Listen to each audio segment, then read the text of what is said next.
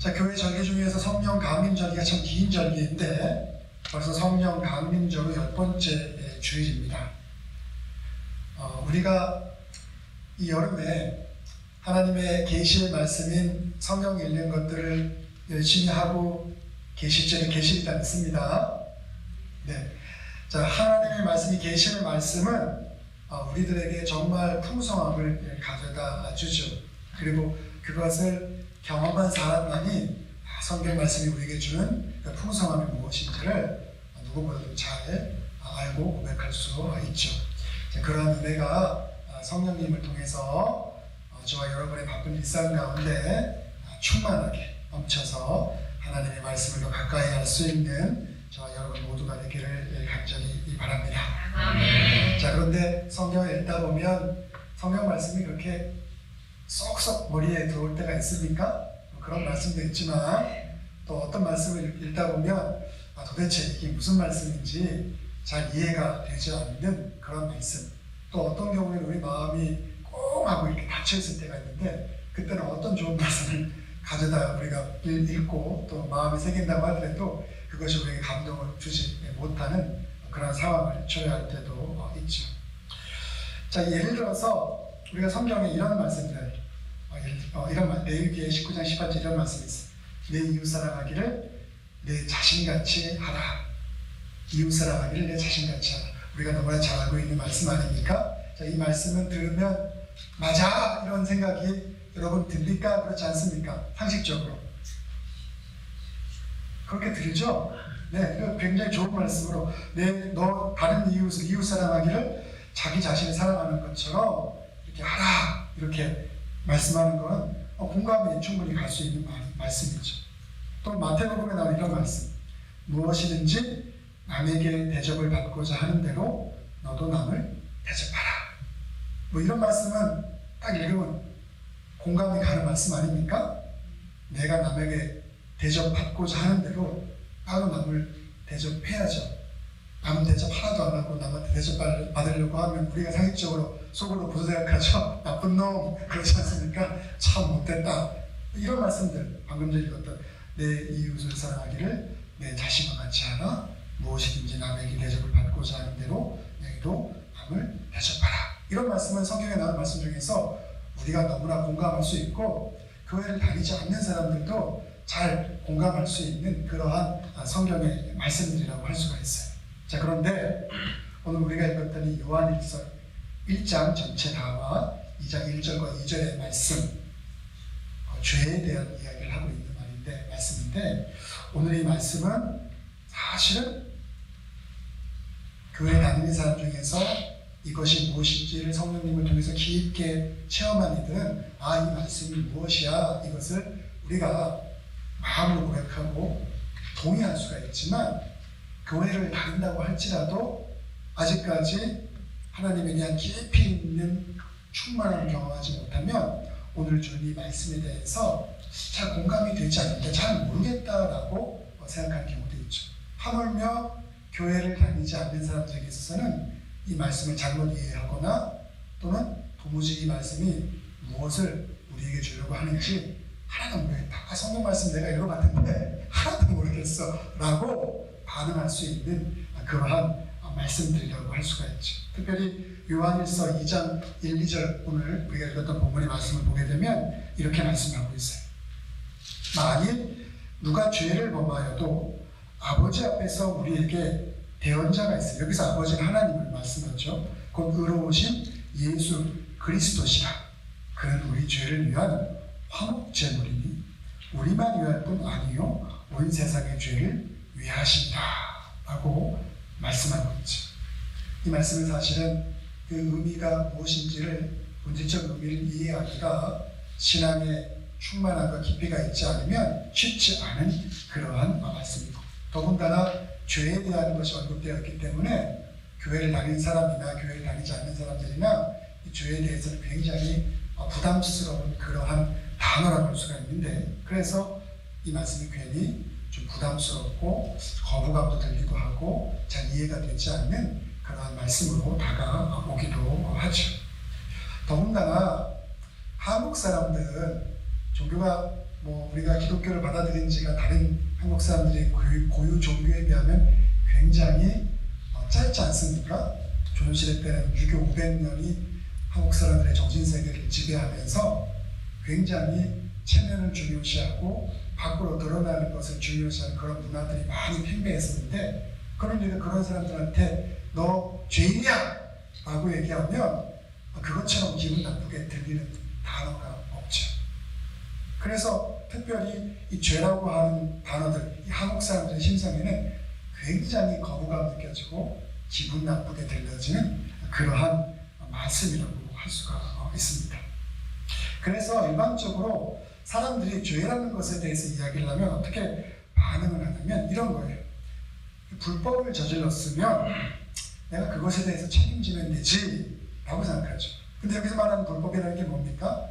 사회가 어떤 만들어 놓은 어떤 규범과 법이 있는데 그것을 어기는 것들. 그래서 남에게 피해를 주게 됐을 때 그건 사회가 그런 규범과 법을 만들어 놨으니까 그거에 대해서 내가 책임만 지면 되는 거지 라는 생각을 가지고 있는 것이 이런 우리가 흔히들 얘기하는 불법이라고 얘기하는 어떤 그런 것들에 대한 우리의 관념들이죠. 여기서 이 불법은 어떤 것을 의미하고 있냐면 단순히 세상의 규칙을 어기는 것. 그래서 그것에 대해서 양심 있는 사람은 규칙을 어겼으니까 그 책임지면 되는 거지 정도는 그나마 양심 있는 사람이고, 더 못된 사람은 그것을 어기고 나서도 그것에 대한 책임감을 전혀 느끼지 못하는 경우들도 있죠. 근데 성경이 말하는 죄는 이런 차원의 죄를 언급하는 것이 아닙니다. 여러분과 잘 알고 있죠? 그런 차원의 죄를 언급하는 것이 아닙니다. 오늘 본문은 그래서 이 죄에 대해서 언급하고 있는데, 초대교회 사람들이, 특별히 이 요한 사도가 애쓰고 봉사했던 이 공동체 사람들이 죄의 문제에 대해서 아주 본질적으로 고민하고 그것이 무엇인가에 대해서 다루고 있는 내용이 오늘 요한 1서의 말씀이라고 할 수가 있습니다. 자, 그래서 이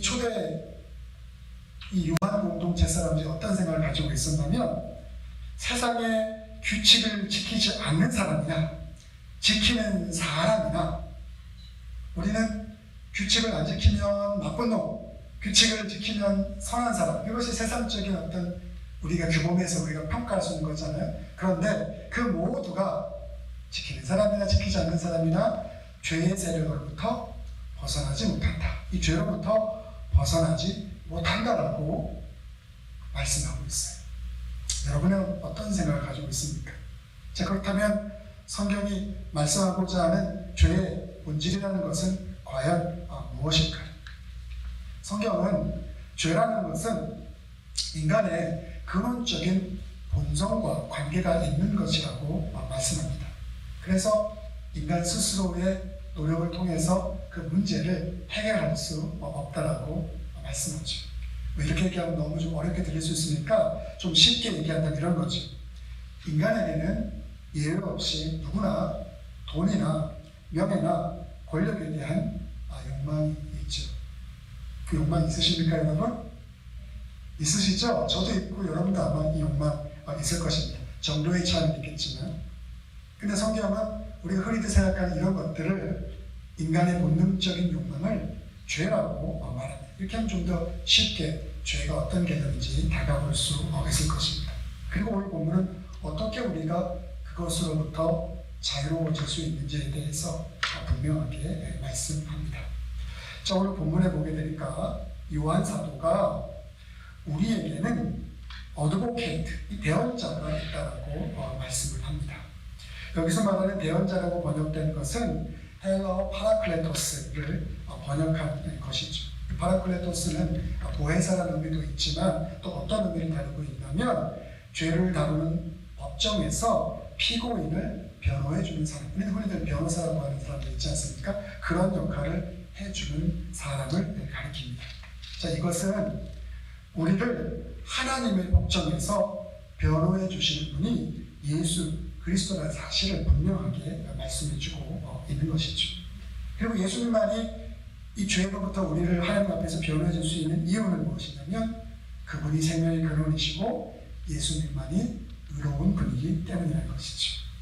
이에 반하여 우리 마음속 깊이에 죄의 경향성을 가지고 있는 인간은 스스로의 노력을 통해서 우리를 변호할 수 없다는 것이죠. 그러니까 이 문제는, 이 죄의 문제, 성경이 말하는 죄의 문제는 우리가 해결할 수 있는 문제가 아니라는 것을 우리들에게 분명하게 말씀하고 있는 것입니다. 하지만 문제가 무엇인지 아십니까? 그럼에도 불구하고 예수 그리스도가 우리의 변호인이라는 것을 세상 사람들은 아예 인정 안 하겠죠. 그런데 우리가 교회를 다닌다고 할지라도 그것의 참된 의미가 무엇인지, 정말 그것을 인정하고 사는 그리스도인으로서 나는 정말 살아가고 있는 것인지, 문제는 좀 다른 차원의 것이죠. 성경을 통해서 우리가 알 수 있는 하나님이 우리에게 주신 신비의 영역이기 때문에. 하지만 그럼에도 불구하고 성령님이 이것을 가르쳐 주실 때 우리가 죄인이라는 것을, 그리고 그 문제를 해결해 줄 수 있는 분이 예수님 한 분이라는 것을 우리는 믿음 안에서 고백할 수 있는 것이죠. 여러분 마음속으로 한번 나답해 보시기 바랍니다. 우리는 과연 내가 죄인이라는 사실을 진정으로 하나님 앞에 고백하고 그것에 대해서 그 문제가 해결해 줄 수 있는 분이 예수님이라는 것을 우리는 정말 진정으로 그렇게 믿고 그 문제를 해결해 주신 주님께 감사함으로 살아가고 있습니까? 저에게 답하지 않으셔도 좋습니다. 여러분의 마음속에서 그것을 답하시고, 만약에 교회를 다니고 있지만 그 문제가 해결되지 않은 분들은 하나님 앞에 그 문제를 해결해 달라고 성령님의 도움을 기도를 통해서 구할 수 있게 되기를 간절히 바랍니다. 자, 또한 사도 요한은 오늘 본문에서 예수 그리스도, 우리의 대언자가 되시는 예수 그리스도를 또한 어떻게 말씀하고 있냐면 화목제물이라고 표현하고 있습니다. 오늘 2장 1절과 2절에 이렇게 나오는 말씀, 화목제물이라고 표현하고 있는데 atoning sacrifice라고 말씀하고 있어요. 우리의 죄를 대속해 주시는 분이라는 말씀이죠. 이 화목제물이라는 것은 그리스어 힐라스모스라는 단어가 이 번역이 된 것인데, 우리가 예수 그리스도의 십자가 죽음과 부활을 통해서 우리의 죄가 용서받았다는 것을 의미합니다. 자, 그런데 계속해서 제가 말씀을 드리지만 이러한 성경의 주장에 대해서 교회 밖의 사람들은 이해하지 못합니다. 왜 그런지 아십니까? 그리스도인 우리는 안 그렇지만 세상 사람들은 이것을 이해하지 못하는데 이런 이유 때문입니다.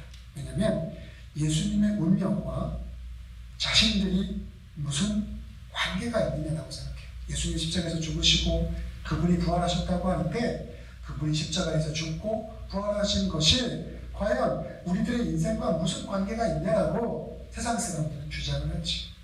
더군다나 그러니까 그분을 통해서 우리의 삶이 변호받고 속죄받았다는 게 과연 우리와 무슨 관계가 있느냐라고 말하는 거지. 여러분은 어떻습니까? 주님이 우리의 죄를 속죄해 주신 것, 그분의 십자가의 죽으심을 통해서 그것이 용서받고 우리가 새로운 삶 가운데 거듭난 존재로서 살게 되었다는 것, 그것이 우리에게 가장 큰 은혜로서 다가오고 있습니까? 그것이 우리의 삶 속에서 다른 것들이 인간의 어떤 욕망을 통해서 만족되는 것들보다 가장 큰 가치와 가장 큰 의미로서 우리의 삶 가운데, 저와 여러분의 삶 가운데 다가오고 있습니까? 여러분, 그것을 우리가 경험하지 못하면 우리는 아직 그리스도인이 아닌 거예요. 거듭난 그리스도인. 하나님의 은혜가 필요하고 그것이 어떤 의미인지를 우리는 주님 앞에 간절하게 모든 것을 내려놓고 그것을 구할 수 있는 그러한 신념이 우리의 삶 가운데 필요하죠. 그런데 많은 경우에 있어서 사람들이, 인간이 죄의 세력 가운데 벗어나지 못하고 있는 가장 큰 이유는 우리의 인생을 우리의 힘으로 완성하려 하기 때문입니다. 그래서 여러분, 욕심을 내려놓은 사람은 마음 좀 편하게 살 수 있잖아요. 근데 내가 뭘 좀 해야지. 야, 세상 사람들이 우러러보는 게 이런 수준의 것이니까 내가 이거를 좀 성취해야지 라고 하는 사람들은 어떻게 합니까? 열심을 다하죠. 그래서 이것이 성취되면 거기서 만족감을 느끼지만 모든 사람이 이 어떤 세상적인 성공의 그것을 놓고 나아가게 될 때 이 자기가 목표로 했던 것에 도달하지 못하잖아요. 그렇지 않습니까? 누군가는 실패하죠. 그 어떤 목적에 대해서. 그러다 보면 조바심 생기고 어려움 생기고 그것 때문에 좌절하고 낭망하고 그것 때문에 살아가는 의미를 찾지 못하고 발견하지 못하는 그러한 삶들을 살아가는 경우들도 너무나 많죠. 왜냐하면 우리 스스로 모두가 돈과 명예와 권력의 본능적인 욕망에서 자유롭지 못하기 때문이죠. 그리고 그것을 자유롭지 못한 영혼은 언제까지나 그곳에 붙잡혀 있을 수밖에 없기 때문에 우리 삶의 충만함을 경험할 수가 없는 것이죠. 그래서 오늘 말씀의 의미가 너무나도 중요한 것입니다. 왜냐하면 주님은 우리의 그 모든 그 문제를 해결해 줄 수 있는 유일한 분이시고 바로 그분이 십자가에서 그 사랑을 통해서 그 헌신을 통해서 우리에게 참된 생명이 어떻게 완성되어지는지를 분명하게 보여주셨기 때문입니다. 그래서 초대교회 사람들도 우리와 같은 성경을 가진 인간들 아니었겠습니까? 우리랑 특별히 다른 사람들이 아니잖아요. 다 그런 똑같은 성경을 가지고 있는 이들이었음에도 불구하고 그들은 그들의 삶 가운데 예수님의 십자가 죽음을 통하여 완전한 참사랑이 무엇인지를 경험하였기 때문에 그들이 삶 속의 욕망으로부터 자유함을 얻을 수가 있었던 것이죠. 그래서 이러한 말씀들을 우리에게 고백하고 오늘 성경을 통해서 우리에게 주어주는 것입니다. 예수님은 요한복음 11장에서 이렇게 말씀하셨습니다. 가라사대 나는 부활이요 생명이니 나를 믿는 자는 죽어도 살겠고 나는 부활이고 생명이니 나를 믿는 자는 죽어도 살겠고 무릇 살아서 나를 믿는 자는 영원히 죽지 아니하리니 이것을 너희가 믿느냐라고 말씀하죠. 이것이 우리의 신앙의 기독교 신앙의 가장 중요한 핵심을 우리에게 보여주고 있는 거예요. 주님의 십자가 사랑과 부활 안에서 우리는 죽어도 살 것이고 살아서도 그것을 믿지 않은 죽은 인생이 될 수밖에 없는 그런 존재가 우리의 본질적인 모습인 것이죠. 그런데 그것을 잊어버리고 세상적인 성공을 우리 삶의 가장 중요한 가치를 가지고 살아가게 된다면 우리가 인생 가운데 가장 중요한 것을 놓칠 수밖에 없는 것이죠. 그래서 우리는 무엇이 성공한 인생인가를 고민해 볼 수 있어야 할 것입니다. 예수님의 제자들과 이 초기 기독교 공동체의 사람들은 이것을 알았기 때문에 하나님의 말씀, 아까 방금 전에 그 요한복음 11장의 말씀을 확신을 가지고 선포할 수가 있었죠. 우리에게 이러한 것에 대한 확신이 없다면 우리는 아마 이 말씀을 자신감을 가지고 세상 가운데 선포할 수 없을 거예요. 왜냐하면 우리 스스로가 그것에 대한 확신이 없으니까. 세상적인 성공과 그것이 우리에게 만족을 가져다 줄 수 있다라고 내 욕망은 그것에 대한 만족을 느끼고 살아갈 때 어떻게 요한복음을 말하는 이 11장의 말씀이 정말 가치 있고 의미 있는 말씀으로서 내게 경험되어지고 그렇지도 않은 말씀을 어떻게 세상 가운데 우리가 선포하고 살아갈 수 있겠습니까? 그래서 우리가 어떻게 자유해질 수 있냐면 초기 교회 공동체 사람들이 깨달았던 것이 무엇이냐면 나의 욕망을 어떤 고를 가지고 그것을 성취했을 때, 세상적 기준으로 성취했을 때, 그게 성공한 인생이야 라고 세상은 우리들에게 계속해서 말하고 주입시키고 그것이 주는 달콤함은 너무나 크죠. 왜냐하면 권력 앞에, 돈 앞에, 명예 앞에 사람들은 다 고개를 숙입니다. 근데 그게 아니구나. 인생의 성공이 그게 아니구나. 그걸 깨닫는 순간 우리는 여기서 자유로워질 수 있다는 사실을 지금 말씀하고 있는 거예요. 그걸 좀 어려운 신학적 용어로 성경에서 뭐라고 표현하면 어톤먼트, 속죄라고 표현하죠. 그 속죄의 참 의미를 알고 경험하게 될 때 우리는 자유로워질 수 있구나를 성경은 우리들에게 말씀해 주고 있는 거예요. 근데 예나 지금이나 이 초대교회 사람들이 살았던 이 시대에도 예수님의 말씀 이것을 잘 이해하지 못한 사람들이 있었어요. 그들이 바로 영지주의자라고 불렀는데 그들은 예수님 그리스도를 통해서 자신들의 죄가 다 씻겼다라고 생각했어요. 그래서 죄라는 것이 자신들의 삶 가운데 영향력을 미치지 못한다라고 생각했어요. 목사님 그게 뭐 이상한 말입니까? 맞아요. 예수님을 통해서 우리의 죄가 씻긴 건 맞지만 죄의 영향력이 우리의 삶 가운데 미치지 않는 것은 아니죠. 영향을 주죠. 영지주의자들이 말한 예수님을 통해서 자신들의 죄가 씻겨났기 때문에 더 이상 죄가 우리에게 자신들에게 삶에 영향을 주지 못한다는 것의 의미는 무엇이냐면, 그렇기 때문에 극단적으로 이야기하면 육적으로 대충 아무렇게 살아도 상관없어 라고 살고 주장했던 사람들이 바로 이 영지주의자라고 할 수 있지. 이런 사람들은 예수님께서 우리에게 대언자가 되어주시고 화목주민이 되어주셨다는 그것을 절대적으로 인정하지 않지요. 그리고 이러한 영지주의자의 태도는 현대를 살아가는 우리들의 삶의 모습 속에서 인생의 성공, 그것이 가장 가치 있는 것이라고 여기고 사는 사람들과 그 괴를 같이 하고 있는 것이지. 그러니까 과거 2000년 사람이나 오늘 살아가는 우리들이나 동일한 고민을 했다는 것이, 그리고 그 고민에 대해서 어떻게 반응하고 어떻게 그 안에서 우리가 자유를 찾아가는 것이 정말 중요한 것을 말씀하고 있죠. 그런데 과연 우리가 우리의 힘으로 그러한 죄로부터 자유한 삶을 살아갈 수 있을까요? 성경은 그것이 되지 않는다고 말씀하죠. 요한일서 8장은 이렇게 말합니다. 만일 우리가 죄가 없다고 말하면 스스로를 속이고 또 진리가 우리 속에 있지 아니할 것이요 라고 말합니다. 그래서 이 영지주의자들과 다르게 정통 교부들은 죄의 문제를 간단하게 생각하지 않았어요. 이것에 대해서 아주 진지하게 고민을 했어요. 요한일서 1장 9절에 보면 이렇게 말합니다. 그 고민의 결과가 이것이죠. 만일 우리가 우리 죄를 자백하면 그는 미쁘시고 의로우사 우리 죄를 사하시며 우리를 모든 불의에서 깨끗게 하실 것이요 라고 말씀하고 있죠.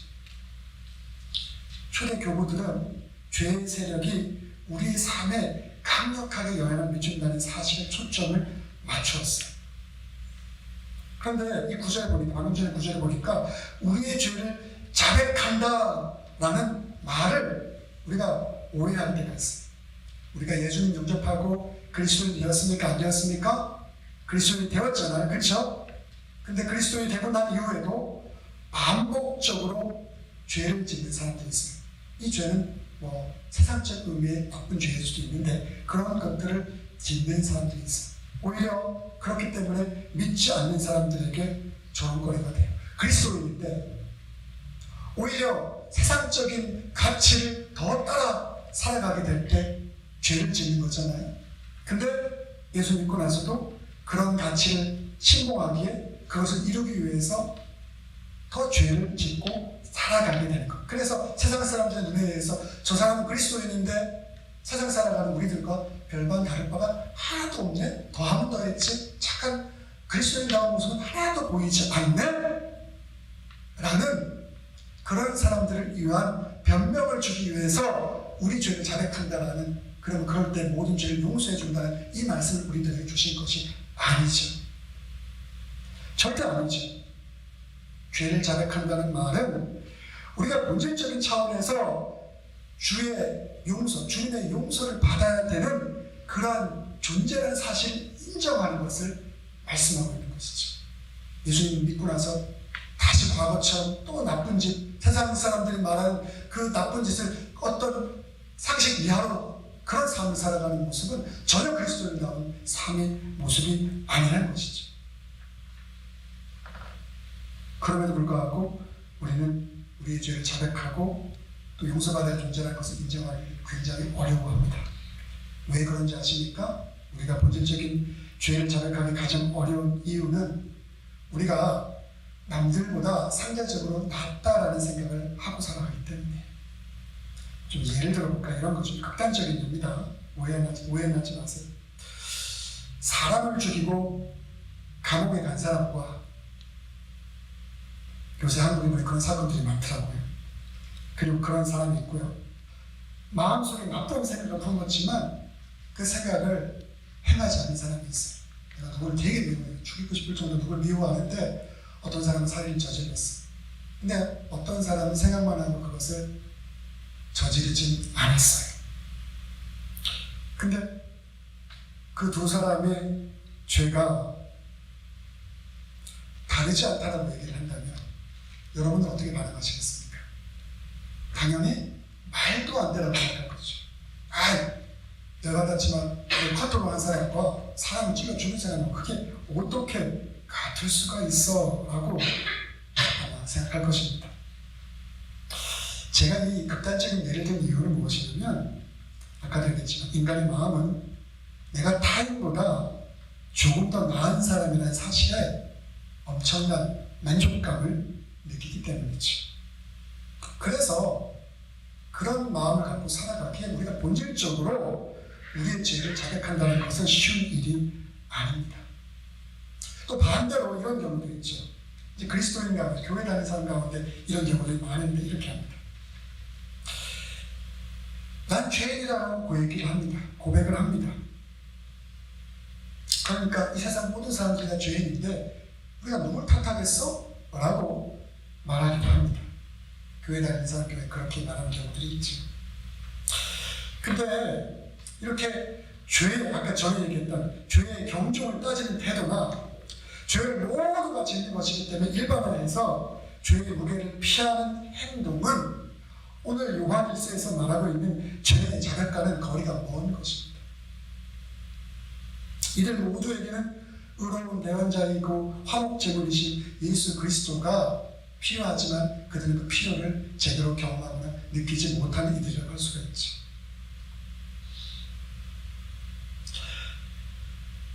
근데 우리는 다르지 않습니까? 우리는 그리스도인이기 때문에 다른 사람들입니다. 우리 그리스도인은 우리가 마음 진심으로 우리의 본질적인 죄를 고백하는 사람들이고 그걸 고백했고 죄의 무게가 얼마나 큰 것인에 대한 경각심을 갖고 살아갑니다. 여러분 그러시죠? 죄의 무게에 크게 경각심을 갖고 살아가는 존재입니다. 그리고 더 나아가서 혹여라도 우리가 연약하여 실수하여 죄를 짓더라도 그리스도인은 그 부분에 대해서 책임을 질 수 있는 존재입니다. 여러분 이것이 굉장히 중요한 겁니다. 그래서 우리가 주님께 죄를 사함받았다는 얘기는 본질적 차원의 우리의 모든 죄성을 주님의 은혜 안에서 용서받은 것이고 거듭난 사람은 정말 그리스도인다운 멋진 인생을 세상 사람들의 조롱거리가 아닌 그들보다 멋있는 인생을 살아가는 존재가 되어야 돼요. 그런 책임적인 존재가 되어야 함을 오늘 성경 우리들에게 말씀하고 있는 것이죠.